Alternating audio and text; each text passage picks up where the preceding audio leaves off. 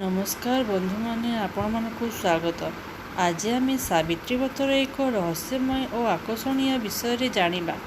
आपण निश्चित देखिथिबे सावित्री व्रत समय महिला माने बटवृक्ष पाखरे सूता बांधती एवं सेतिरे 7टी गंठी दियंती। किंतु केबे भाबिचंती कि 7टी गंठी काईकि बंधा जाए, यह पछरे कौन रही आध्यात्मिक महत्व।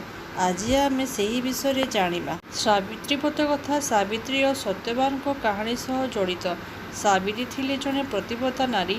से निजर भक्ति संकल्प और प्रेम द्वारा यमराजों पाखरु निज स्वामी सत्यवान को जीवन फेराई आनिथिले। सेही कारणु सावित्री व्रत को पति दीर्घायु और परिवार सुख पाई करा जाए। 7टी गंठी को अनेके 7टी पवित्र संकल्पर प्रतीक बोली मानती।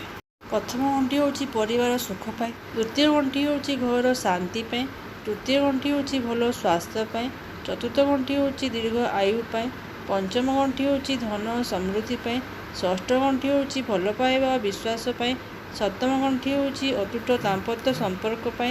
यही 7टी संख्या को हिंदू धर्म में पवित्र मना जाए। 7 फेरा 7 जन्म और 7 पदर धारणा मध्य यह सह जड़ित। यही 7 संख्या को हिंदू धर्म में पवित्र मना जाए। 7 फेरा 7 जन्म और 7 पदर धारणा मध्य यह सह जड़ित। तेणु बंधु मैंने यही 7टी गंठी केवल सूतार घंटी नुहे, यह भक्ति विश्वास और संपर्कर प्रतीक। वीडियोटी भल लगिले लाइक शेयर और फॉलो करंतु।